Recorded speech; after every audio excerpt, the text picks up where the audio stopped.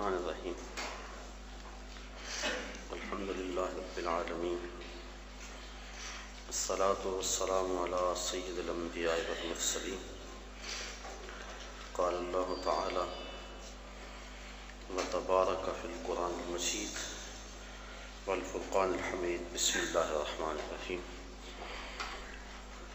وللہ علی الناس حج البیت من استطاع الیہ سبیلا صدق اللہ مولانا العظیم وصدق رسولہ النبی الکریم الرؤوف الرحیم اللہم نور قلوبنا بالقرآن وزین اخلاقنا بالقرآن وادخلنا الجنة بالقرآن ونجنا من النار بالقرآن قال اللہ تعالی وتبارک فی شان حبیبہ مخبرا وآمرا ان اللہ وملائکتہ یصلون علی النبی یا ایہا الذین آمنوا صلوا علیہ وسلموا تسلیما الصلاة والسلام علیک یا رسول اللہ وعلی آلک واصحابک یا حبیب اللہ الصلاة والسلام علیک یا رسول اللہ وعلی آلک واصحابک یا محبوب رب العالمین۔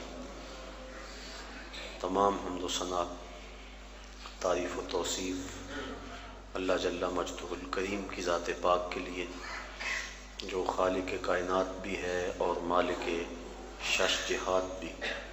اللہ جل وعلا کی حمد و ثنا کے بعد حضور نبی اکرم شفیع امم رسول محتشم نبی مکرم اللہ کے پیارے امت کے سہارے رب کے محبوب دانائے غیوب مالک رقاب امم فخر عرب و عجم والی کون و مکان سیاہ لا مکان سید انس و جاں سرور لالا رخاں نیر تاباں سرنشین مہوشاں ماہ خوباں شہنشاہ حسینہ تتمہ دوراں سر خیل زہرہ جمالاں جلوہ صبح ازل نور ذات لم یزل باعث تکوین عالم فخر آدم و بنی آدم نیر بطحا رازدار ما اوہا شاہد ما طغا صاحب علم نشرہ معصوم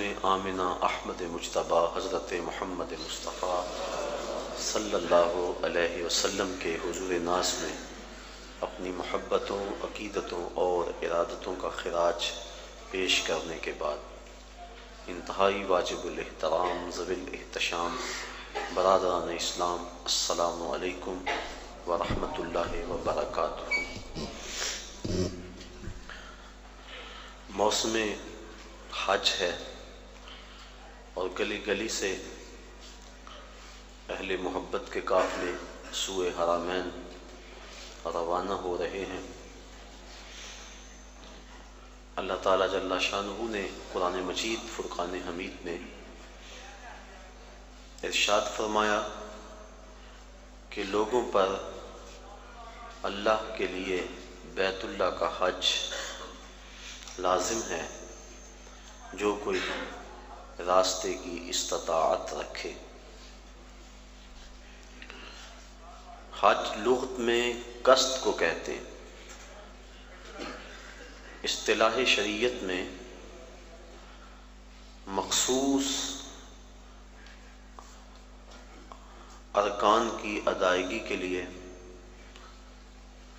حرمین کے سفر کی جو نیت کی جاتی ہے اور وہاں حاضری کے لیے بندہ پہنچتا ہے اس کو حج کہتے ہیں۔ حضور نبی رحمت شفیع معظم رسول محتشم صلی اللہ علیہ وآلہ وسلم نے ارشاد فرمایا، جب انسان حج کرتا ہے تو وہ ایسے گناہوں سے پاک ہو جاتا ہے جس طرح ابھی ماں کے پیٹ سے اس نے جنم لیا ہو۔ ماں قبل کے تمام گناہوں کا حج کفارہ ہے اور اگر کوئی استطاعت رکھنے کے باوجود حج نہیں کرتا تو حدیث میں سخت وعیدیں موجود ہیں۔ حضور کے ایک فرمان کے مطابق جو شخص استطاعت رکھنے کے باوجود حج نہیں کرتا، فرمایا وہ یہودی مرے یا عیسائی مرے، ہمیں اس سے کوئی غرض نہیں ہے۔ اور ایک حدیث کے لفظ ہیں کہ حج میری امت کے ضعیف لوگوں کا جہاد ہے۔ حج کی فضیلت کے عنوان سے کتب احادیث کے اندر بہت کچھ موجود ہے۔ صاحب استطاعت پر زندگی میں ایک مرتبہ حج کرنا فرض ہے۔ 5 سال کے بعد جو حج کی تاکید کتب احادیث میں موجود ہے تو علماء نے اس کو استحباب پر محمول کیا ہے کہ جو غنی ہے، صاحب استطاعت ہے، اس کو چاہیے کہ 5 سال کے بعد وہ حج کرے، لیکن فرض زندگی میں صرف ایک مرتبہ ہے۔ ایک مرتبہ واجب ہوا، اس نے ادا کر لیا تو وجوب اتر گیا، لیکن ویسے اس کے لیے مستحب یہ ہے کہ وہ ہر 5 سال کے بعد کر لے اگر وہ استطاعت رکھتا ہے، چونکہ حج کرنے سے اللہ تعالیٰ غنا عطا فرماتا ہے۔ جب بندہ حج کرے اللہ اسے غنی کر دیتا ہے، اس کے رزق میں بھی برکت فرماتا ہے، اس کے دین میں بھی برکت فرماتا ہے۔ ایک حدیث کے لفظ ہیں، حضور نے ارشاد فرمایا کہ حج کرو غنی ہو جاؤ گے، سفر کرو صحت پاؤ گے۔ تو حج سے غنا ملتا ہے اور سفر سے صحت ملتی ہے۔ زندگی میں ایک مرتبہ حج کی فرضیت پر دلیل وہ معروف روایت ہے جو آپ نے متعدد مرتبہ علماء سے سماعت کی ہوئی ہوگی کہ حضور نے ارشاد فرمایا لوگوں حج کے لیے آیا کرو۔ تو ایک شخص نے عرض کی حضور ہر سال آیا کریں؟ آقا کریم خاموش رہے، کوئی جواب نہیں دیا۔ اس نے پھر پوچھا حضور ہر سال آیا کریں، ہر سال حج فرض ہے؟ حضور خاموش رہے، جواب مرحمت نہیں کیا۔ اس نے تیسری مرتبہ پھر سوال کیا تو آقا کریم نے پھر خاموشی اختیار کی، پھر وقفہ سکوت توڑتے ہوئے فرمایا تم سے پچھلی امتیں نبیوں پر کثرت سوالات کی وجہ سے ہلاک کر دی گئیں، لو قلت نعم لوجبت، اگر میری زبان سے ہاں نکل جاتی تو واجب ہی ہو جاتا۔ وہ زبان جس کو سب کن کی کنجی کہیں، اس کی نافذ حکومت پہ لاکھوں سلام۔ کہا اگر میری زبان سے ہاں نکل جاتی تو واجب ہی ہو جاتا۔ تو حضور کا اختیار فی شریعت سمجھ میں آیا کہ حضور جو کہیں وہی دین ہوتا ہے۔ قرب قیامت کے فتنوں میں سے ایک فتنہ حضور نے آج سے صدیوں قبل بیان فرما دیا۔ نسائی شریف کی روایت ہے، حضور نے ارشاد فرمایا قرب قیامت میں کچھ لوگ کہیں گے کہ حلال وہی ہے جو اللہ نے حلال کیا، حرام وہی ہے جو اللہ نے حرام کیا۔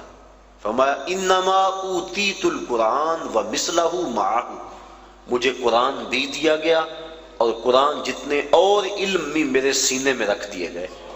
تو جس کو میں حلال قرار دے دوں وہ ایسی ہے جس طرح اللہ نے حلال قرار دیا ہے، اور جس کو میں حرام قرار دے دوں وہ ایسے ہی ہے جس طرح اللہ نے حرام قرار دیا ہے۔ چونکہ مصطفیٰ اپنی مرضی سے نہیں بولتے، وما ينطق عن الهوى ان هو الا وحی یوحی، جو مالک کی مرضی ہوتی ہے وہی مصطفیٰ کی بولی ہوتی ہے۔ تو اس لیے جو حضور فرما دے وہی دین ہوتا ہے۔ تو اس نے عرض کی حضور کیا ہر سال حج فرض ہے؟ تو آقا کریم فرمایا تم سے پہلی امتیں نبیوں پر کثرت سوالات کی وجہ سے ہلاک کر دی گئیں، لو قلت نعم لواجبت، اگر میری زبان سے ہاں نکل جاتی تو واجب ہی ہو جاتا۔ تو زندگی میں ایک مرتبہ حج فرض ہے۔ حضور نے حج کی فضیلت کے بارے میں بہت کچھ ارشاد فرمایا۔ اور ایک روایت کے لفظ ہیں کہ ایک حج ایسا ہے جس سے 3 آدمیوں کی مغفرت ہو جاتی ہے، اور وہ حج بدل ہے۔ کوئی اپنے والدین کی طرف سے، اپنے کسی عزیز کی طرف سے کسی کو حج کروائے تو ایک جس نے حج کیا اس کی بخشش ہو گئی، ایک جس نے حج کروایا اس کی بخشش ہو گئی، ایک جس کی طرف سے حج کیا گیا اس کی بخشش ہو گئی۔ تو یہ حج ایسا ہے، ایک حج سے 3 آدمیوں کی مغفرت فرما دی جاتی ہے۔ حج کا مقصد کیا ہے، حج کیوں کیا جاتا ہے، اس پر کچھ باتیں میں آج کی اس نشست میں آپ کے گوش گزار کرنا چاہوں گا۔ حج کا بنیادی مقصد اور ہر نیک عمل کا بنیادی مقصد رضائے الہی کا حصول ہے۔ انسان جو بھی نیک عمل کرتا ہے، ہر نیک عمل کا مقصد اللہ کی رضا کو حاصل کرنا ہے۔ قرآن مجید میں ارشاد فرمایا گیا کہ تمہاری قربانی کا گوشت اور خون اللہ کو نہیں پہنچتا، بلکہ تمہارے دل کا وہ تقوی اللہ کو پہنچتا ہے جس کے لیے تم نے قربانی کی ہے۔ گوشت خود کھا لیتے ہو، خون گلیوں میں بہہ جاتا ہے، کھالیں مدارس میں چلی جاتی ہیں، مختلف تنظیمات لے جاتی ہیں، تو اللہ کو کیا پہنچا؟ تو کہا تمہارے دل کا وہ تقوی ہے، جو خلوص اور للہیت ہے، اللہ کی رضا جوئی کا جو جذبہ ہے، وہ جذبہ اللہ کو پہنچتا ہے۔ تو ہر نیک عمل کی بنیاد اللہ کی رضا ہے، اور اگر اللہ کی رضا کے لیے کوئی عمل نہ کیا گیا تو وہ عمل نہیں ہے، نیک عمل نہیں ہے۔ اور صرف ریاکاری کو شرک اصغر کہا گیا ہے، ورنہ انسان جو نیکیاں کرتا ہے، اچھے کام کرتا ہے، کسی کو شرک نہیں کہا گیا، ریاکاری کو شرک اصغر کہا گیا ہے۔ جب اللہ کے علاوہ بندہ کسی اور کے لیے نیک عمل کرتا ہے تو وہ نیک عمل نہیں ہوتا، اس کو شرک اصغر کہا گیا۔ اور قیامت کے دن اللہ تعالیٰ جل شانہ ارشاد فرمائے گا کہ جن کے لیے تم نے یہ عمل کیے تھے ان سے اس کا اجر لے لو، میرے لیے تو تم نے کیے نہیں تھے، جن کے لیے کیے تھے ان سے ان کا اجر لو۔ تو اب کوئی وہاں اجر دینے کی صلاحیت بلا کیسے رکھتا ہوگا؟ تو جب بھی انسان نیک عمل کرے تو بنیادی فلسفہ یہ ہونا چاہیے کہ میں اللہ کی رضا کے لیے کر رہا ہوں۔ اور انما الاعمال بالنیات، یہاں بھی یہی مراد ہے کہ اعمال کا دار و مدار حسن نیت پر ہے، خلوص پر ہے۔ تو حج کا بھی باقی اعمال کی طرح پہلا بنیادی مقصد اللہ کی رضا کو حاصل کرنا ہے۔ حج کا دوسرا مقصد، حج مسلمانوں کا عالمی اجتماع ہے۔ اسلام نے ایک نظام دیا، محلے کی سطح پہ مسلمانوں کا اجتماع نماز باجماعت ہے، علاقے کی سطح پہ مسلمانوں کا اجتماع جمعۃ المبارک ہے، شہر کی سطح پر مسلمانوں کا اجتماع عیدین ہے، اور عالمی اجتماع حج ہے۔ یہ ترتیب ہے اسلامی نظم کی اور اسلامی اجتماعیت کی۔ حج مسلمانوں کا عالمی اجتماع ہے، اور عرفات کی حاضری حج کے بنیادی اراکین میں سے ایک رکن ہے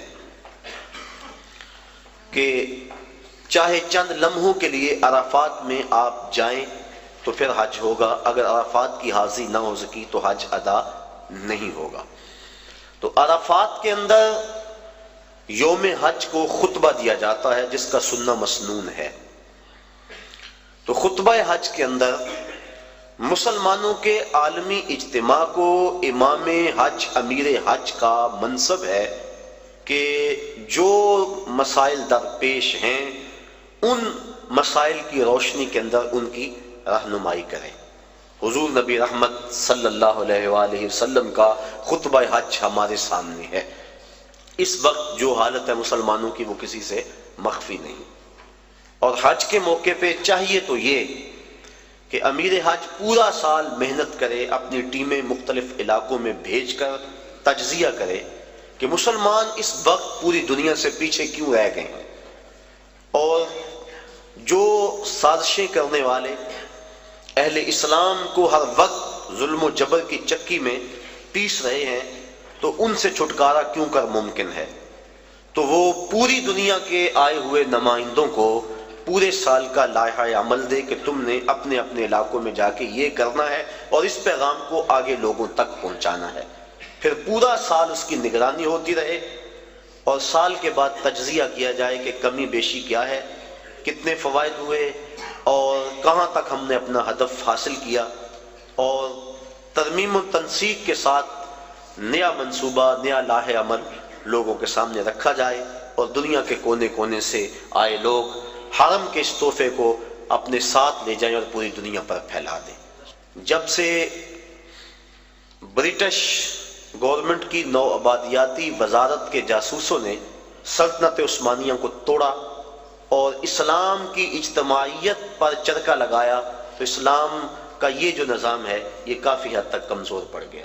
علامہ اقبال پھوٹ پھوٹ کے روئے تھے، دیکھ مسجد میں شکست رشتہ تسبیح شیخ، اور بت کدے میں برہمن کی پختہ زناری بھی دیکھ، چاک کر دی ترک نادان خلافت کی قبا، سادگی مسلم کی دیکھ اوروں کی عیاری بھی دیکھ۔ یہ ایک الگ دکھڑا ہے، الگ کہانی ہے کہ مسٹر ہیمفر کس طرح یہاں داخل ہوا اور کس طرح سلطنت عثمانیہ کو توڑنے کے لیے اس نے کن کن لوگوں کو خریدا، کیا کیا ہوا، اور پیچھے کون کون سے جبہ و دستار والے لوگ تھے، اور پھر خلافت کی رہی صحیح جو ساکھ موجود تھی وہ ساکھ بھی ختم کر دی گئی۔ ورنہ یہ حال اس وقت جو امہ کا ہو رہا ہے، اگر سلطنت عثمانیہ موجود ہوتی تو جو بھی حالت تھی کم از کم یہ حالت اس وقت امہ کی نہ ہوتی۔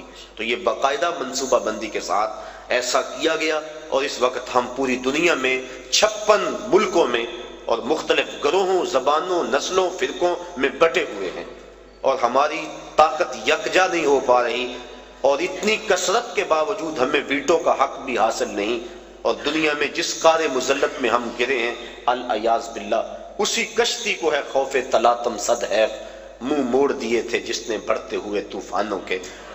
ہم تو 313 ہو کے جبر کی آنکھوں میں آنکھیں ڈال کے بات کرتے تھے، اور آپ 1 ارب سے متجاوز، لیکن ہماری جو حالت ہے وہ کسی سے بھی مخفی نہیں۔ کابل میں، کندھار میں، تکریت میں، موصل میں، بغداد میں، القدس میں، کشمیر میں، آذربائیجان میں، بوسینیا میں، کسووا میں، جہاں بھی دیکھے مسلمانوں کا ہی خون بکھرا ہوا ہے، اور گوانٹا ناموبے کی جیلوں کے اندر اس سردی کے اندر ان مظلوموں کے ساتھ جو ظلم ہو رہا ہے وہ ناقابل بیان ہے کہ لہجہ پھٹتا ہے، دل زخمی ہوتا ہے۔ حج کا اجتماع مسلمانوں کا عالمی اجتماع ہے، اور اجتماع کے موقع پہ پوری دنیا کے مسلمانوں کو وہ چیز دینی چاہیے تھی جس سے وہ دوبارہ عروج کی طرف سفر کرنا شروع کر دیں۔ اقبال علیہ الرحمہ نے ایک بڑی خوبصورت بات کہی، وہ کہتے ہیں اقبال کوئی پوچھے یہ زائرین حرم سے، اقبال کوئی پوچھے یہ زائرین حرم سے، کیا حرم کا تحفہ زمزم کے سوا کچھ اور نہیں؟ کہ جو بھی جاتا ہے آب زمزم لا کے ہمیں پلاتا ہے۔ اقبال کہتے ہیں وہاں سے جو نور لے کر آئے ہو، جو پیغام لے کر آئے ہو، وہ پیغام بھی تو ہمیں دو نا۔ کھجوریں اور آب زمزم ہمیں پلا دیتے ہو، حرم کا اور بھی تحفہ ہے جو لینے کے لیے تم وہاں گئے تھے۔ تو یہ بنیادی ایک مقصد ہے کہ مسلمانوں کا عالمی اجتماع ہے، اور عالمی لیول کے جو مسلمانوں کے مسائل ہیں، میں یہاں گفتگو کروں یا میں عملی طور پہ کوشش کروں اس سے کچھ بہتری تو آ سکتی ہے، لیکن عالمی مسائل کا حل وہاں سے ہے۔ اور اگر عرب اس کے لیے اپنے آپ کو تیار کر لیں اور جرأت اور پامردی کا مظاہرہ کریں اور دن رات ایک کر دیں اور منصوبہ بندی کریں اور حج کے موقع پہ اس پیغام کو لوگوں تک پہنچائیں، تو مسلم امہ پھر متحد ہو سکتی ہے، اور وہ خواب جو کہ اسلام کی نشت ثانیہ کا خواب ہے وہ شرمندہ تعبیر ہو سکتا ہے۔ تو یہ حج کا دوسرا بنیادی مقصد تھا کہ مسلمانوں کو عالمی اجتماع دیا گیا ہے۔ اجتماع کرنے کے لیے کئی کچھ کیا جاتا ہے، لیکن اس اجتماع کے لیے اللہ نے لوگوں کے دل میں کشش پیدا فرما دی۔ جب کوہ ابو قبیس پہ چڑھ کے جناب ابراہیم کو آواز دینے کے لیے کہا گیا تو عرض کی مالک میری نحیف و نزار آواز کہاں پہنچے گی؟ کہا اے ابراہیم علیہ السلام آواز دینا تیرا کام، اس کو لوگوں تک پہنچا دینا یہ ہمارا کام ہے۔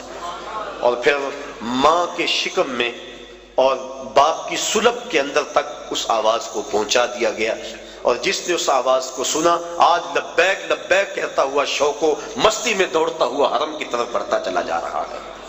تو یہ مسلمانوں کا عالمی اجتماع ہے، اس کے جو فوائد تھے عالمی اجتماع کے کاش کہ وہ حاصل کیے جاتے۔ تیسرا مقصد حج کا مساوات کا عملی اظہار۔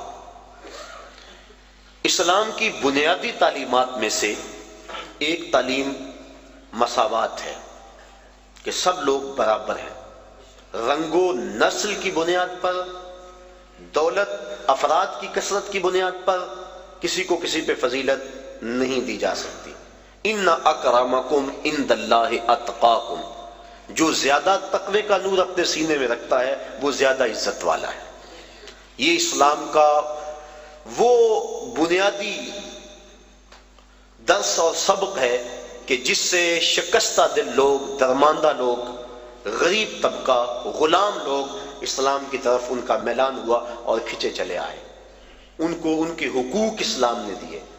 آج حقوق نسواں کے حوالے سے بات چل رہی ہے۔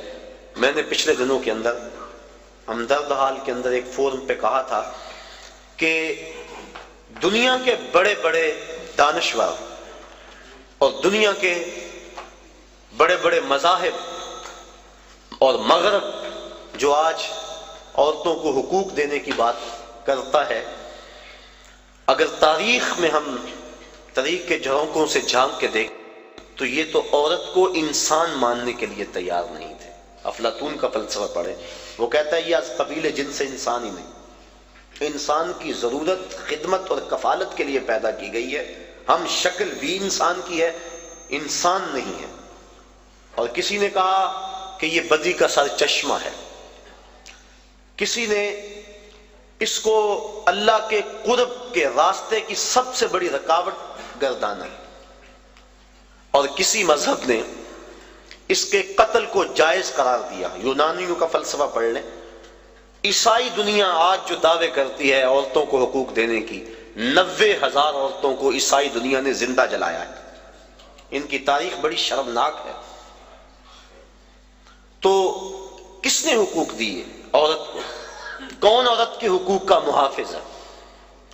دنیا والے تو عورت کے وجود کو برداشت نہیں کرتے تھے۔ یہ بر صغیر پاک و ہند، ابن بطوطہ جب یہاں آیا تو کس بات سے بے ہوش ہوا تھا؟ اس نے ایک منظر دیکھا کہ ایک شخص فوت ہو گیا، اس کی بیوی کو ابھارا گیا کہ تیرا خامد مر گیا، جیون ساتھی پتی مر گیا، اب تو نے جی کے کیا لینا ہے؟ تیری وفا کا تقاضا یہ ہے کہ تو بھی اس جلتے ہوئے شعلوں میں چھلانگ لگا دے، تو خامد کی اگر وفادار ہے تو اس کو بھڑکا کر اس آگ کے اندر چھلانگ لگانے کے لیے تیار کیا گیا۔ اور جب اس نے جوش میں آ کے چھلانگ لگائی، اس کی چیخیں جب فضاؤں میں بلند ہوئی تو معروف سیاح ابن بطوطہ بے ہوش ہو گیا اور اپنے گھوڑے سے گر پڑنے لگا، اور لوگوں نے بڑھ کے تھاما۔ رسم ستی کے نام سے بر صغیر کے اندر عورتوں کو خامدوں کے ساتھ زندہ جلایا جاتا تھا۔ اور عربوں کی تاریخ آپ جانتے ہیں کہ وہ تو بیٹی کے وجود کو برداشت نہیں کرتے، حق دینا تو بات کی بات ہے، وہ تو وجود کو گوارا نہیں کرتے تھے۔ اگر کسی کے ہاں بیٹی جنم لے لیتی اس کا منہ کالا ہو جاتا، یہ قرآن نے بتلایا۔ آبرو بچانے کا ایک ہی طریقہ کہ وہ بیٹی کو زندہ درگور کر دے، اگر ایسا نہیں کرتا تو معاشرے میں معزز نہیں سمجھا جاتا۔ اپنی بیٹی کے لیے آج میں اور آپ محبت بھرے جملے بولتے ہیں، بیٹی کے ہاتھ پیلے کرنے کے لیے بوڑھا باپ اپنی جھکی ہوئی کمر پہ بوریاں لاد لاد کے مزدوری کرتا ہے، اور فیکٹری کے اندر بھائی اوور ٹائم لگا رہا ہے کہ میں نے اپنی بہن کے ہاتھ پیلے کرنے۔ یہ بھائی تو قتل کرتا تھا بہن کو کہ کل کوئی میرا بہنوئی نہ ہو، یہ باپ تو زندہ درگور کرتا تھا کہ میں کسی بیٹی کا باپ نہ کہلاؤں۔ تو باپ کے دل میں بیٹی کی یہ محبت، بھائی کے دل میں بہن کا یہ پیار کہ وہ اس کے لیے کتنی محنت کرتے ہیں، اور جب گھر سے بیٹی رخصت ہوتی ہے تو باپ بھی پھوٹ پھوٹ کے روتا ہے، اور بھائیوں کے آنسو بھی خشک نہیں ہوتے۔ یہ تو قاتل تھے بیٹیوں کے اور بہنوں کے لیے، ان کے دل میں یہ گداز اور نرمی اور محبت کس نے ڈالی؟ آمنہ کے لال کا یہ عطیہ ہے۔ سجدہ شکر ادا کرتی رہیں ساری زندگی بھی عورتیں، تو وہ حق شکر ادا نہیں کر سکتی۔ ان کے تو وجود کو برداشت نہیں کیا جاتا تھا، ان کے وجود کو عزت بخشی تو وہ محمد عربی صلی اللہ علیہ وسلم نے بخشی۔ آج عورتیں بھنگڑے ڈال رہی ہیں کہ ہمارے حقوق کا تحفظ کیا گیا، اور اگر اس کی آبرو بھی لٹتی ہے بالجبر تو مقدمہ بھی درج نہیں ہوتا، پہلے سیشن جج کے پاس اسے جانا ہوگا، استغاثہ پیش کرنا ہوگا، پیچیدگیاں ہیں، قانونی معاملات ہیں۔ یہ تو آنکھیں کھلیں گی اس وقت جب ان کے ساتھ جو ہے وہ عملی سلوک ہوا. تو آج یہ بنگڑے اور آج یہ خوشیاں کہ ہمیں تحفظ دے دیا گیا، یہ عورتوں کے تحفظ کا بل نہیں ہے، عورتوں کی تذلیل کا بل ہے. عورتوں کو تحفظ اسلام نے دیا ہے. جس ماں کو ترکے میں بانٹتے تھے اس کے قدموں میں جنت ڈال دی، کہا تیری جنت اس ماں کے قدموں تلے. اور یہ شرطیں لگائی کہ ماں قاریہ قرآن ہے یا حافظ قرآن ہے یا رابعہ بصری ہے وقت کی تیری ماں، تو پھر اس کے قدموں تلے جنت ہے. اپلے تھاپتی ہوئی ماں کے قدموں تلے بھی بیٹے کی جنت رکھ دی گئی. بہن کو عزت کی مستن پہ بٹھا دیا گیا، بیٹی کو باپ کے لیے دل کی دھڑکن بنا دیا گیا، آنکھوں کا نور اور چین بنا دیا گیا، گھر کی زینت بنا دی گئی. اور بیوی جس کو پاؤں کا جوتا خیال کیا جاتا تھا اس کو محبوبہ بنا کے خامد کے لیے محبتوں کے گوشے اس کے سینے کے اندر رکھے گئے. اور حضور نبی رحمت صلی اللہ علیہ وسلم نے ازواج مطہرات کے ساتھ جو حسن سلوک کی داستانیں رقم کی، لوگوں کے لیے عملی نمونہ چھوڑا. کسی کو حمیرہ کہہ کے پکار رہے ہیں، کسی کی فوتگی کے بعد جانور ذبح کر کے ان کی سہیلیوں کے گھر میں گوشت بھیج رہے ہیں تاکہ ان کی روح کو آسودگی ہو. حضرت فاطمہ تو زہرا فرماتی ہیں کہ جب میری والدہ کا وقت آخر آیا تو حضور کی خدمت میں میری ماں نے مجھے بھیجا کہ جاؤ حضور سے کہو کہ مجھے اپنی چادر رحمت دے دیں.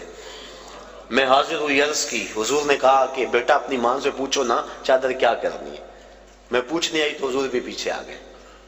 تو حضرت خدیجۃ الکبریٰ رضی اللہ تعالی عنہا آپ نے عرض کی حضور میں اس لیے چادر مانگی ہے کہ مجھے محسوس ہو رہا ہے میرا وقت آخر آ گیا.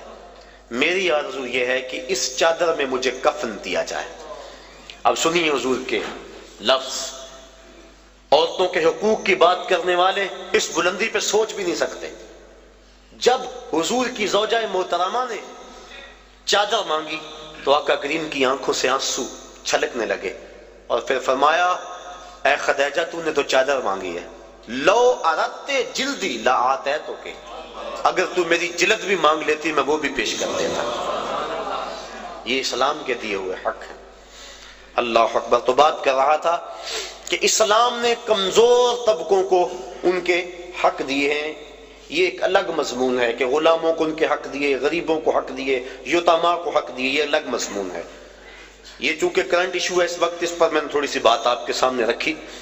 تو اسلام نے کمزوروں کو، غریبوں کو بنیادی حق دیا کہ سب انسان برابر ہیں. تقوی کی بنیاد پہ فضیلت ہے. جب فاران کی چوٹیوں سے نور اسلام چمکا اور گھر گھر اس کے اجالے ہوئے تو عرب کا سب سے کالے رنگ کا شخص جس کا نام تھا اسود، وہ حضور کی خدمت میں حاضر ہوا. کوئی شخص اس کو رنگت کی سیاہی کی وجہ سے قریب بٹھانے کے لیے تیار نہیں تھا. اس نے آ کے حضور کی خدمت میں عرض کی حضور اگر میں اسلام لے آؤں تو مجھے کیا ملے گا؟ حضور نے فرمایا جو ابو بکر و عمر کو ملا ہے وہی تمہیں ملے گا. جو حقوق و فرائض ان کے ہیں وہی حقوق و فرائض تیرے ہوں گے. جس صف میں وہ کھڑے ہوتے ہیں اسی صف میں تو کھڑا ہوگا، اور اگر تو پہلے آ جائے اور وہ بعد میں آئے تو اگلی صف میں کھڑا ہوگا، وہ پچھلی صف میں کھڑے ہوں گے. اس نے کہا اگر اسلام یہ ہے تو میں تو پھر دل و جان سے اس دین کو قبول کرتا ہوں. حضرت اقبال مساوات کی بات کے اندر اسرار و رموز کے اندر لکھتے ہیں اسود از توحید احمر می شود، کہ اسود توحید کے فیضان سے احمر ہو جاتا ہے، گوری رنگت والوں کے کندھوں سے کندھا جوڑ کے وہ کھڑا ہوتا ہے. یہ اسلام کا دیا ہوا درس مساوات ہے کہ سب کو ایک صف میں کھڑا کر دیا گیا. یہ اسلام کا درس ہے. حضرت بلال حبشی رضی اللہ تعالی عنہ اور حضرت ابو ذر غفاری رضی اللہ تعالی عنہ کسی معاملے میں شکنجی ہو گئی تو غصے میں آ کر جناب ابو ذر غفاری نے کہا کہ تو کالی ماں کا بیٹا ہے. بس دل ٹوٹ گیا. حضور کی خدمت میں آئے اور کہا کہ حضور حالت دیکھی. حضور میں کیا ماجرا ہے؟ اس کی حضور مجھے آج تانا ملا ہے کہ تو کالی ماں کا بیٹا ہے. تو آقا کریم غصے میں آ گئے. تو میں جاؤ جا کے ابو ذر کو میرا پیغام دو کہ جن عورتوں کا دودھ میں نے پیا ہے ان میں سے ام ایمن ایک ایسی خاتون تھی جس کا رنگ گورا نہیں تھا، اور جا کے ابو ذر کو کہو جو تانا تجھے دیا ہے وہ اپنے نبی کو بھی آ کے دے. اور جب جناب بلال حبشی رضی اللہ تعالیٰ عنہ ان کے پاس گئے اور جا کے یہ بات کہی تو وہ زاروں کے تار رونے لگے اور اپنا جوتا اتار کے حضرت بلال حبشی کے ہاتھ میں دیا. کہا یہ میرے منہ پہ ملو جس سے میں نے یہ بات کہی ہے. تو دیکھیے یہ اسلام کا عملے مساوات ہے، اور اسلام کا درس مساوات ہے کہ اسلام نے سب کو ایک صف میں کھڑا کیا اور معیار تقوی رکھا. تقوی کی معیار پہ سب انسان جو ہے وہ ایک دوسرے سے فضیلت لے سکتے ہیں، ورنہ ایک دوسرے کے برابر ہیں. تو اس اسلام کے درس مساوات کا عملی اظہار حج کے موقع پہ ہوتا ہے. غریب امیر، بادشاہ اور گدھا، کالا اور گورا، اجمی اور عربی، سب ایک ہی لباس میں ہوتے ہیں، ایک ہی رکن ادا کر رہے ہوتے ہیں، اور ایک ہی تلبیہ سب کی زبان پہ ہوتا ہے. اور اگر کوئی شخص حج کے اس اجتماع میں جہاں درس مساوات دیا گیا وہاں سے آ کر دوبارہ اونچ نیچ اور تفریق میں مبتلا ہو تو سمجھو کہ اس نے حج کا نور حاصل نہیں کیا. اگر وہ یہاں پلٹ کے آ کے بھی اس تقسیم کو، جس تقسیم کی مخالفت حضور نے کی، اور خطبہ حجۃ الوداع کے موقع پہ حضور نے فرمایا کہ یہ جو کالے گورے اور عربی اجمی کی تقسیم ہے میں ان کو پاؤں تلے رونتا ہوں اور ان تفاخر کو ختم کرتا ہوں. ان اکرمکم عند اللہ اتقاکم. اب یہی درس ہمیں اپنی پوری عملی زندگی کے اندر یاد رکھنا چاہیے. مسجد میں بھی، گھر میں بھی، معاشرے میں بھی، ہر جگہ اس عمل کو یاد رکھنا چاہیے. ہم اگر جلسہ کروائیں، ہم اگر محافل منعقد کریں، ہم اگر عالم دین ہیں، ہم اگر شیخ طریقت ہیں، تو ہمیں اس بات کا ضرور خیال رکھنا چاہیے.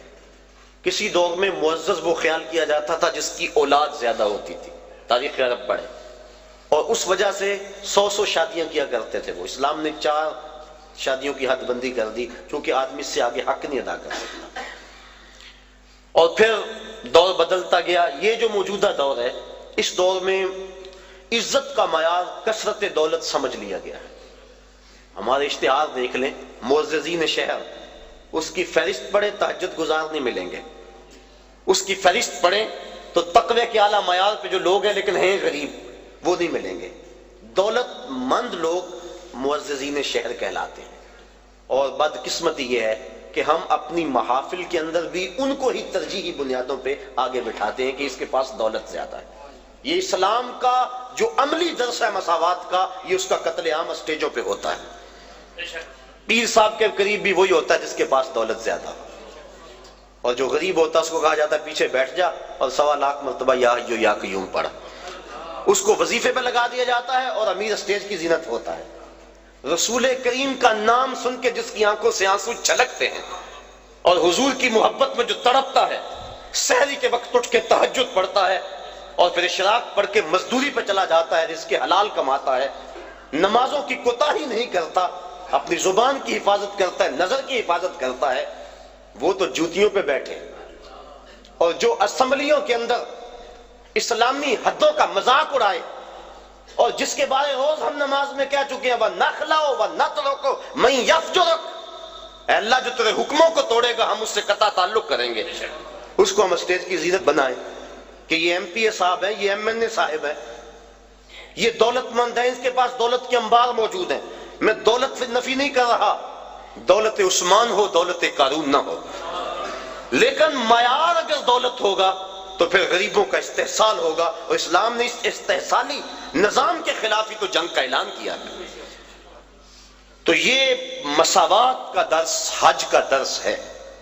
اس بات کو اچھی طرح سے ذہن میں رکھا جائے اور اپنی عملی زندگی کے اندر ترجیح کس کو دی جائے؟ جو تقوی والا ہے. کبھی ایسا بھی ہو کہ ڈھونڈے ہمارے محلے میں سب سے زیادہ متقی کون ہے. آج مہمان خصوصی محفل نعت میں وہ ہوگا، بوڑھا ہے، کپڑے پھٹے ہیں، پیوند لگے ہوئے ہیں، جوتا ٹوٹا ہوا ہے، لیکن تہجد بھی پڑھتا ہے، اشراق بھی پڑھتا ہے، چاش بھی پڑھتا ہے، گمنام ہے، کوئی پوچھنے والا نہیں ہے، حضور کا نام سن کے آنکھیں چھلکتی ہیں. ذرا وہ محفل نعت میں صدارت کی کرسی پہ بیٹھا ہو، لطف نہ آ جائے؟ لیکن بدقسمتی ہے، اور میں بات کہہ دیتا ہوں، اپنے بھی خفا مجھ سے ہیں، بیگانے بھی ناخوش، کہ میں زہر حلاحل کو کبھی کہہ نہ سکا کاندھ، بات وہی کہتا ہوں سمجھتا ہوں جسے حق، نئے ابلہ مسجد ہوں نئے تہذیب کا فرزان.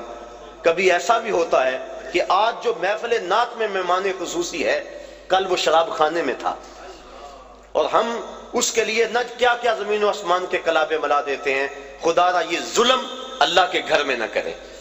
محافل ناک میں یہ ظلم نہ کریں، آستانوں پہ یہ ظلم نہ کریں، تقوی کو بنیاد بنائیں اور تقوی کو معیار ٹھہرائیں۔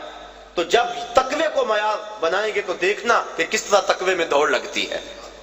جب دین میں بھی عزت دولت سے ہے، دنیا میں بھی عزت دولت سے ہے، تو پھر کس کا جی چاہے گا کہ روکھی سوکھی کھائے اور حلال کی کمائے اور حرام کے قریب نہ جائے؟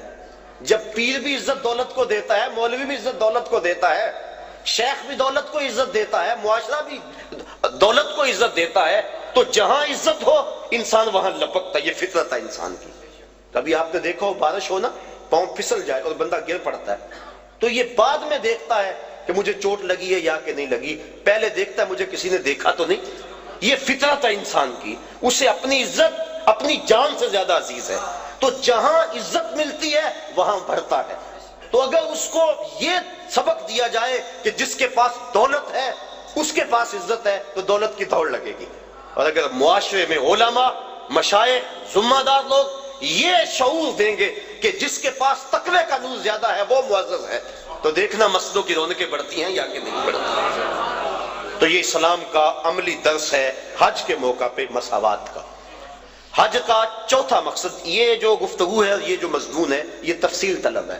اس حوالے سے بہت سے دکھڑے ہیں میرے سینے کے اندر، اور ہمارے معاشرے کے اندر جو کچھ ہے یہ آپ بھی اس سے باخبر ہیں اور میں بھی باخبر ہوں۔ انشاءاللہ زندگی رہی تو کبھی اس پر گفتگو کریں گے، لیکن اگر اب اس پہ میں بات کی تو پھر کافی وقت جو ہے وہ گزر جائے گا۔ معاشرے کے وہ محروم طبقے اور عدم مساوات کا جو انداز ہمیں نظر آتا ہے معاشرے کے اندر، اس سے معاشرے میں جرائم پھیل رہے ہیں، اس سے معاشرے کے اندر ظلم اور جبر پھیل رہا ہے، اس سے معاشرے کے اندر بے سکونی ہے اور طمانینت کا نور کسی کے پاس نہیں ہے۔ میں نے جمعۃ الوداع کے موقع پہ کہا تھا کہ ایک طرف تو حال یہ ہوتا ہے کہ امیر کا بگڑا ہوا بچہ گولڈن سیب کا ایک کونا کاٹ کے دوسرا کتے کے آگے ڈال رہا ہوتا ہے، اور دوسری طرف عید کے دن بھی بیوہ کا یتیم بچہ چھابڑی لگا کے آلو چھولے بیچ رہا ہوتا ہے۔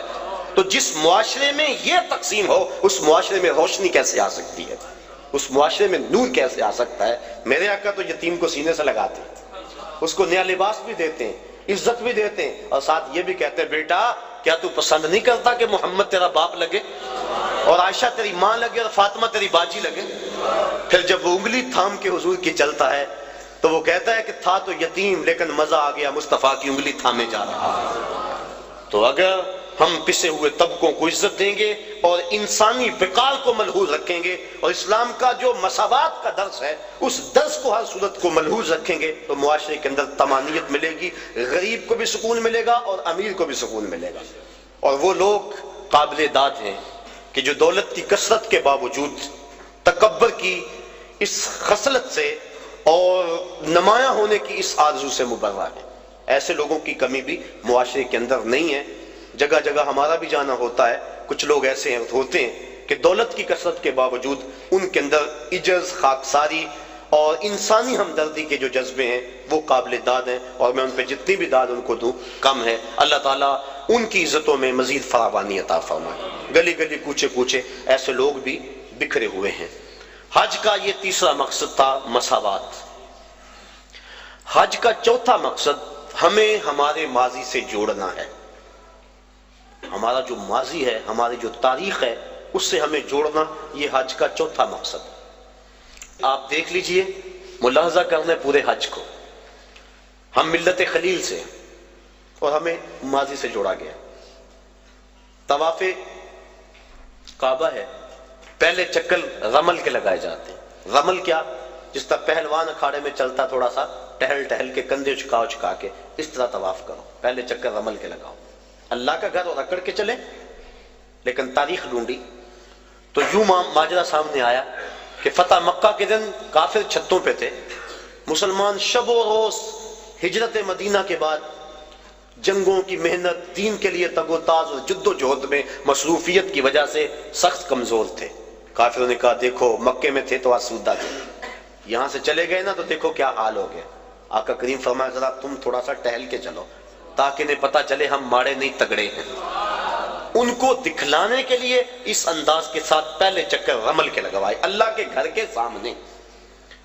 اب کفار چھتوں پہ موجود نہیں ہوتے، علت ختم ہو گئی۔ جب علت ختم ہوئی تو معلول بھی ختم ہونا چاہیے تھا، لیکن علت ختم ہوئی معلول ختم نہیں ہوا، چکر اسی طرح لگائے جاتے ہیں، گو کافر نہیں دیکھ رہے، یار کی سنت کو تو ادا کرنا ہے۔ تو یہ ماضی سے ہمیں جوڑا جا رہا ہے، ہمارا ذہن پلٹ کے ادھر چلا جاتا ہے اور فتح مکہ کا منظر آنکھوں کے سامنے گھوم جاتا ہے اور اسلام کی شان و شوکت سمجھ میں آتی۔ اب طواف کر لیں تو حجر اسود کو چومنا ہے۔ حجر اسود ایک پتھر ہے سیاہ رنگت کا، اور اس کو بڑھ بڑھ کے چوما جاتا ہے۔ انسان اپنی اکلوتی اولاد کے لیے اتنی کشش نہیں پاتا اپنے دل میں جتنی اس پتھر کے لیے پاتا ہے۔ تو کیا کشش ہے اس پتھر میں؟ حضرت عمر فاروق طواف کرتے کرتے رک گئے اور کہا اے حجر اسود، میں تجھے کبھی نہ چومتا اگر میرے رسول نے نہ چوما ہوتا۔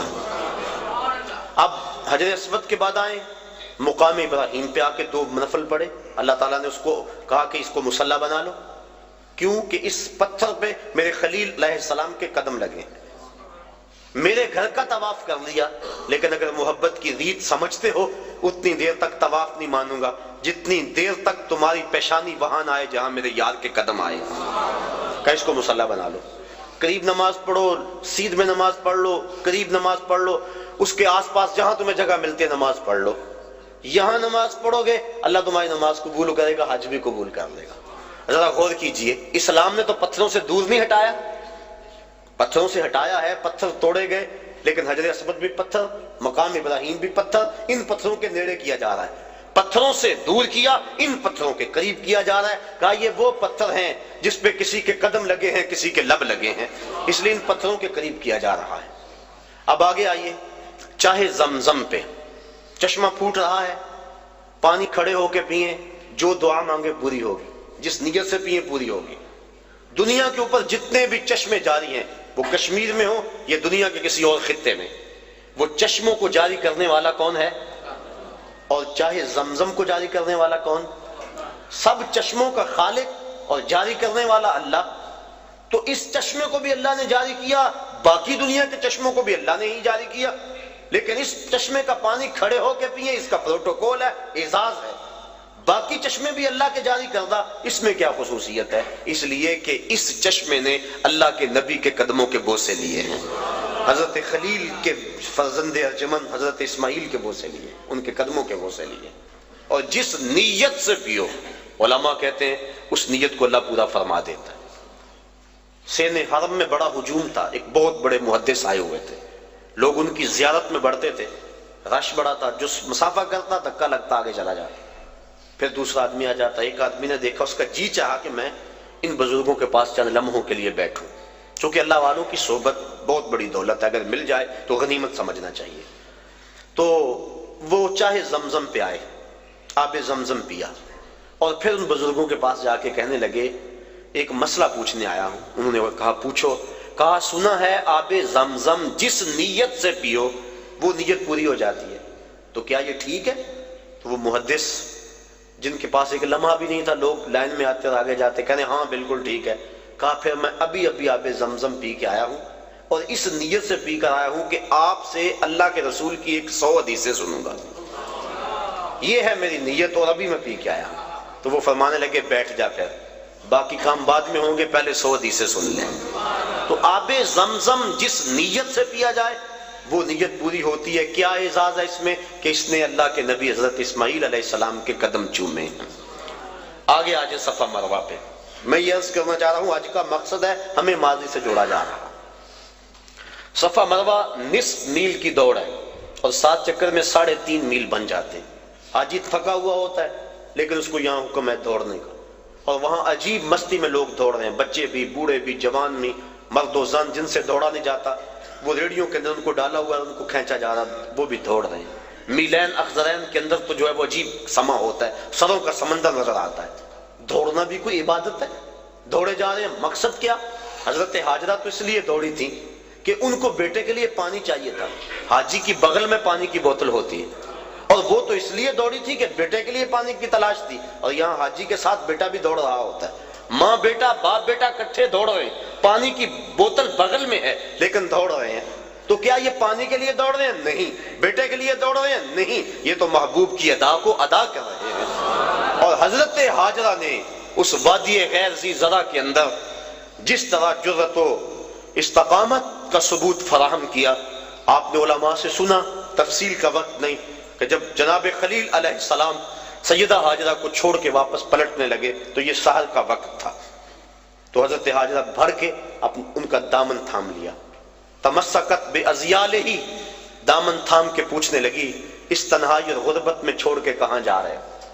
وہاں انسانی وجود کیا حیوانی وجود بھی نہیں تھا.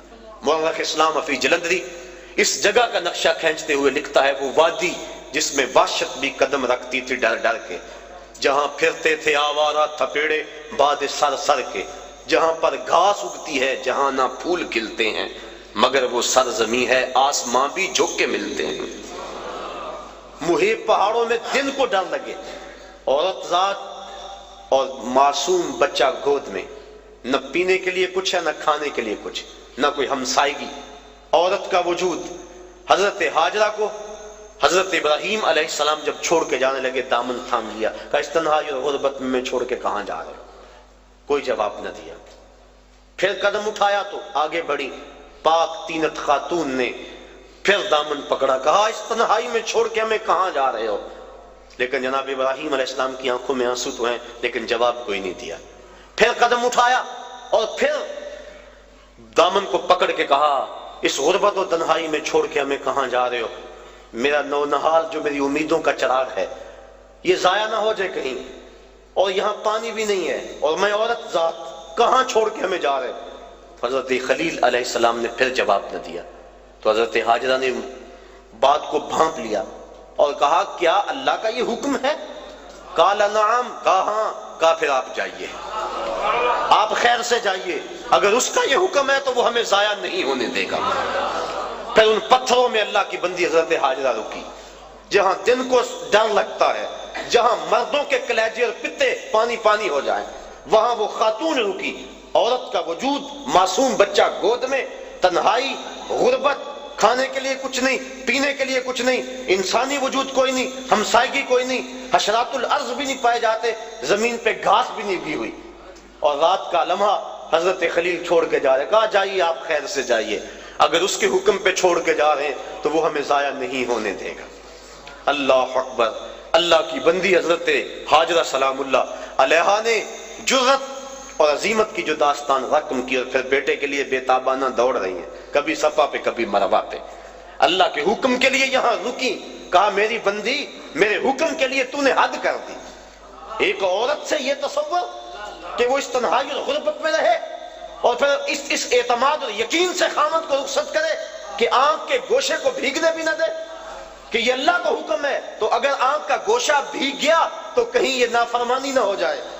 یہ تیری استقامت، یہ تیری جرأت. تو پھر دیکھ اگر تو نے یہ 7 چکر لگائے تھے، تیری راہوں پہ نبیوں کو بھی دوڑاؤں گا، تیری راہوں پہ ولیوں کو بھی دوڑاؤں گا. قیامت تک لوگ دوڑتے رہیں گے. وہ اعزاز اور وہ پروٹوکول دیا، نبی بھی دوڑ رہے ہیں، ولی بھی دوڑ رہے ہیں، غوث قطب ابدال بھی دوڑ رہے ہیں. ان راہوں پہ کیا کون کون نہیں دوڑا، خود امام الانبیاء ان راہوں پہ دوڑے ہیں. کہا دن کو جائیں دوڑ لگی ہوئی ہے، رات کو جائیں دوڑ لگی ہوئی ہے، پچھلے پہر جائیں دوڑ لگی ہوئی ہے، سروں کا سمندر ہے، برستی بارش میں دیکھیں دوڑ لگی ہے، کڑکتی دھوپ میں دیکھیں دوڑ لگی ہے. اب تو وہاں بڑا کچھ بن گیا، جب کچھ نہیں تھا پھر بھی دوڑ لگی تھی. کبھی وہ سائی موقوف نہیں ہوئی، لوگ دوڑے جا رہے ہیں دوڑے جا رہے ہیں. چاہیے کیا؟ کچھ بھی نہیں چاہیے. پانی چاہیے؟ نہیں. بیٹا چاہیے؟ نہیں. دوڑ لگی ہوئی ہے. کہا میری بندی تو نے حد کر دی، اب قیامت تک تیرے نام کے پھریرے لہراتے رہے. اللہ اکبر. اب یہ دیکھو، یہ بھی ماضی سے میں جوڑا جا رہا ہے. اب آگے بڑھ جائیں. جب سائی مکمل کر لیں تو قصر کرائیں یا حلق کروائیں، سر مڈوا دیں. یہ سر کیوں مڈوایا گیا؟ اس لیے کہ بال اتر جائیں، پھر غسل ہوگا، احرام اتر جائے گا تو انسان ہلکا پھلکا ہو جائے گا، تر و تازہ ہو جائے گا، بال اتر جائیں گے. یہ مقصد اگر ہوتا تو جس کے بال ہوتے اس کو تو حکم دیا جاتا. لیکن حکم ہے کہ ایک شخص پیدائشی طور پہ گنجا ہے، اس کے سر پہ ایک بال بھی نہیں ہے. اب اس کو حکم ہے کہ وہ خالی استرا لے اور اپنے سر پہ پھیرے. امراء الموسیٰ للکوسیٰ فی الحج، وہ لے استرا اور اپنے سر کے اوپر، جلد کے اوپر خالی پھیرے. کوئی اسے دیکھے یوں کرتا ہوا تو کہے گا کہ یہ اس کی عقل ٹھیک ہے، سر پہ تو بال بھی نہیں، استرا پھیر رہا ہے. بال ہوں تو استرا پھیرے، تو وہ اسے کہے گا میاں بالوں کو اتارنے کے لیے استرا کوئی نہیں پھیرتا. یہ تو محبوب کی ادا کو ادا کیا جا رہا ہے۔ اللہ اکبر، دیکھ لیں پورا حج دیکھ لیں، رمی جمار دیکھ لیں، شیطان کو کنکر مارے جا رہے ہیں۔ حضرت ابراہیم حضرت اسماعیل علیہ السلام کو تو نظر آیا تھا شیطان، حاجی کو نظر آتا ہے؟ اسلام تو ایک لمحہ بھی بے مقصد گزارنے سے روکتا ہے کہ ایک کام بھی بے مقصد نہ کرو۔ یہاں شیطان نظر بھی نہیں آ رہا اور پھر بھی کنکر پھینکے جا رہے ہیں۔ حضور کا نام آتا ہے نا لبوں پہ، ہم چوم کے آنکھوں سے لگا لیتے ہیں، بس طبیعت معترض ہیں۔ ہم کہتے ہیں یار مسند فردوس دلمی کی روایت ہے، حضرت آدم علیہ السلام جب چلتے تھے پیچھے آواز آتی تھی، پوچھا مالک یہ کیا ماجرا ہے؟ کہا تیری پشت میں نور مصطفیٰ رکھا ہے، فرشتے اس کی زیارت کے لیے تیرے پیچھے چلتے ہیں۔ کہا مالک وہ نور تو میں بھی دیکھنا چاہوں گا۔ کہا پھر اپنے ناخنوں میں دیکھو، جب ناخنوں میں ظہور ہوا تو چوم کے آنکھوں سے لگا لیا۔ تو ہم بھی اس سنت کو ادا کرتے ہیں، کہتے ہیں یہ تو لکیر کی فقیری ہے، انہیں تو نظر آیا تھا، تمہیں نظر آتا ہے؟ ہم کہتے ہیں مینا میں تمہیں نظر آتا ہے؟ تمہیں نظر نہیں آتا، لکیر کے فقیر وہاں بنتے ہو کہ نہیں؟ تم اس لکیر کے فقیر ہو، ہم اس لکیر کے فقیر بھی ہیں اور اس لکیر کے فقیر بھی ہیں۔ نظر آئے نہ آئے لیکن چوم کے آنکھوں سے لگاتے ہیں کہ یار کی سنت کو تو ادا کر رہے ہیں۔ تو پورا حج دیکھ لیں، ہمیں ہمارے ماضی سے جوڑا جا رہا ہے۔ یہ حج کا ایک جو ہے وہ بنیادی مقصد تھا۔ حج کے اور بھی کچھ مقاصد ہیں، لیکن وقت میرے سامنے اتنا ہے کہ اس کے دامن میں اتنی گنجائش نہیں کہ میں تفصیل سے کسی اور عنوان سے گفتگو کروں۔ صرف 2 جملے۔ حج ہو گیا، واجبات بھی ادا ہو گئے، سنن بھی ادا ہو گئے اس کے، اور اس کے اراکین بھی ادا ہو گئے۔ اب حج مکمل ہو گیا، اب کیا کریں؟ اعلیٰ حضرت فرماتے ہیں حاجیو آؤ شہنشاہ کا روزہ، کعبہ تو دیکھ چکے اب کعبے کا کعبہ دیکھیں۔ اللہ نے جن کو حج یا عمرہ نصیب کیا ہے اللہ انہیں بار بار نصیب کرے، اور جن کو یہ سعادت نصیب نہیں ہوئی انہیں بھی بار بار نصیب کرے۔ مدینہ شریف شمال میں ہے مکہ المکرمہ سے، اور کعبۃ اللہ کا جو میزاب ہے، پرنالہ جسے کہتے ہیں، اس کا رخ ادھر ہے شہر محبوب کی طرف۔ تو اعلیٰ حضرت فرماتے ہیں حاجیوں ذرا غور سے دیکھو کعبہ کیا کہہ رہا ہے، بازو نکال کے بتا رہا ہے اگر قبولیت کی مہر لگانی ہے تو مدینے چلے جاؤ۔ اللہ اکبر۔ تو حضور علیہ الصلوۃ والسلام کے روزے پہ حاضری دینا قریب واجب ہے، علماء نے لکھا، اور حضور نے ارشاد فرمایا من حج البیت ولم یزرنی فقد جفانی، جس نے حج بیت اللہ کیا اور میری زیارت کے لیے نہ آیا اس نے میرے اوپر ظلم کیا ہے۔ اور قرآن مجید کی آیت گواہ ہے وَلَوْ أَنَّهُمْ إِذْ ظَلَمُوا أَنفُسَهُمْ جَاءُوكَ، اے حبیب یہ لوگ اگر اپنی جانوں پہ ظلم کر بیٹھیں تو تیری چوکھٹ پہ آ جائیں۔ میرے شہر کا ایک شاعر ہے، اس نے اس کا ترجمہ کیا، وہ کہتا ہے مجرم ہو تو منہ اشکوں سے دھوتے ہوئے آؤ، آؤ در تواب پہ روتے ہوئے آؤ، قرآن میں مذکور ہے توبہ کا طریقہ، سرکار کی دہلیز سے ہوتے ہوئے آؤ۔ اگر اپنی جان پہ ظلم کر بیٹھو تو محبوب کی چوکھٹ پہ آؤ، اور پھر اللہ سے معافی مانگو، معافی ہو جائے گی؟ نہیں، رسول تمہارے لیے اللہ سے استغفار طلب کرے۔ تو تم معافی مانگنے آئے تھے، اللہ رحمت بھی عطا کر دے گا، لَوَجَدُ اللَّهَ تَوَّابًا رَحِيمًا۔ تم توبہ کے لیے آئے تھے، اللہ رحمت بھی اپنے جناب سے دے گا، کیونکہ محبوب کو جو ساتھ لے کر آئے۔ اللہ اکبر۔ یہ حضور کی ظاہری حیات میں بھی تھا، مسجد نبوی میں استوان ابی لبابہ اس پہ گواہ ہے کہ حضرت ابو لبابہ نے اپنے آپ کو بندھوا دیا اور قسم کھائی جب تک حضور نہیں کھولیں گے میں اپنے آپ کو نہیں کلواؤں گا۔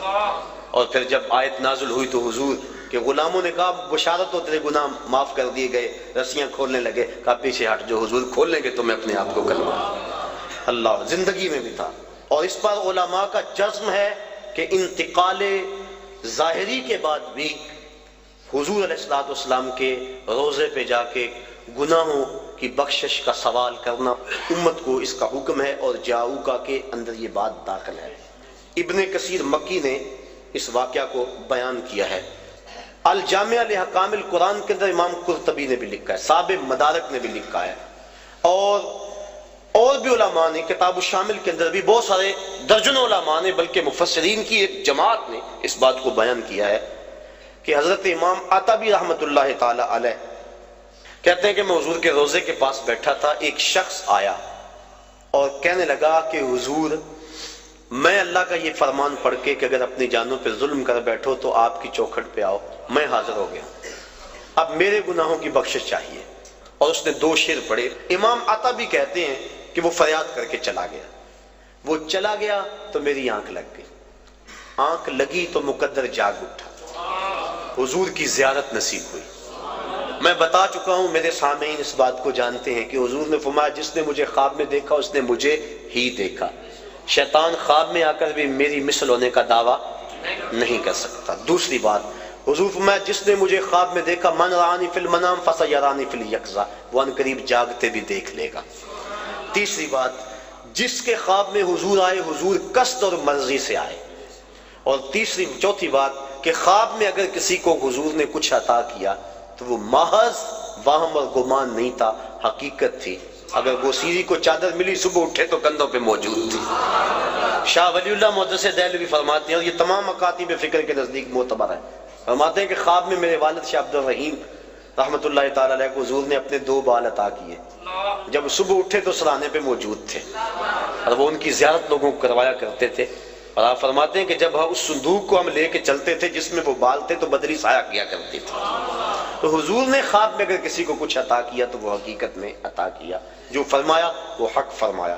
اور در ثمین فی مبشرات النبی الامین کے نام سے مارکیٹ کے اندر کتاب دستیاب ہے، جو شاہ ولی اللہ محدث دہلوی نے اپنے والد سے منقول روایات نقل کی ہیں جو خواب میں انہوں نے حضور سے سنی تھی اور ان کو انہوں نے حدیث قرار دیا ہے۔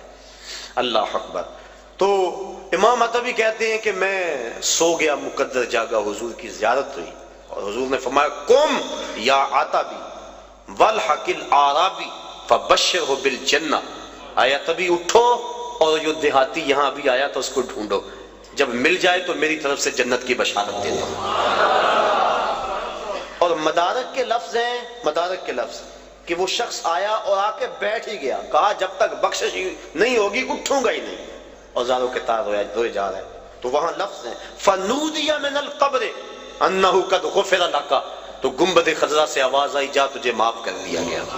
اس کے لیے آواز آئی، جو جتنی تڑپ سے جتنی محبت سے آئے اس کو اتنا ہی صلہ دیا جاتا ہے۔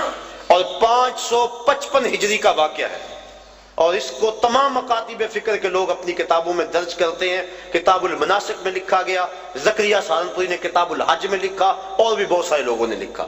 حضرت شیخ احمد رفاعی رحمۃ اللہ تعالی علیہ بہت بڑے بزرگ ہوئے ہیں اور حضور کی اولاد سے تھے، کثرت سے درود پڑھا کرتے تھے۔ پھر حاضری کا موقع ملا، حضور کے روضے کے سامنے جا کے کھڑے ہوئے، عرض کی حضور پہلے آپ کے بیٹے کی روح آیا کرتی تھی اور آپ کا روحانی جواب پہنچتا تھا، آج جسم آ گیا اور آج میں نے جو ہے وہ جواب بھی اس انداز کا لینا ہے۔ 70,000 آدمی مسجد نبوی میں موجود تھے۔ حضرت غوث اعظم شیخ عبد القادر جیلانی رحمۃ اللہ تعالی علیہ فرماتے ہیں اتفاق سے میں بھی وہاں موجود تھا۔ پھر کیا ہوا کہ حضور کا بیٹا، حضور کا جگر پارا، حضور کی اولاد سے حضور کا لخت جگر جو ہے وہ وہاں حضور کے سامنے گزارش کی اور کھڑا رہا کہ حضور میں اب جواب اس طرح کا نہیں لینا۔ 70,000 آدمی نے دیکھا کہ گنبد خضرا سے حضور کا دست مبارک باہر آ گیا، اور حضرت امام رفاعی اس ہاتھ کو چوما، بوسے دیے، اور ان کی برکت سے جو مسجد نبی میں اس وقت لوگ موجود تھے سب نے حضور کے مبارک ہاتھ کی زیارت کر لی۔ اللہ اکبر۔ اسی لیے امام مالک امام دار الہجرہ فرماتے ہیں کہ اگر کوئی شخص حضور کے روضے کی زیارت کر کے آئے، باقی 3 ائمہ کہتے ہیں وہ کہے میں حضور کے روضے کی زیارت کر کے آیا ہوں، لیکن امام مالک کہتے ہیں کہ وہ کہے کہ میں حضور کی زیارت کر کے آیا ہوں، اس لیے کہ حضور نے فرمایا جس نے میری وفات کے بعد میری قبر کی زیارت کی گویا اس نے میری زیارت کی۔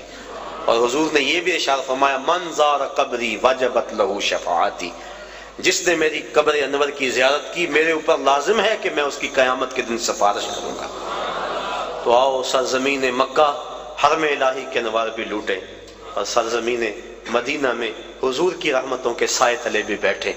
مکہ بھی برکت والا، مدینہ بھی برکت والا، مکے کی حاضری کے کیا کہنے اور مدینہ کی حاضری کے کیا کہنے، بات لمبی ہو جائے گی، بہت لمبی۔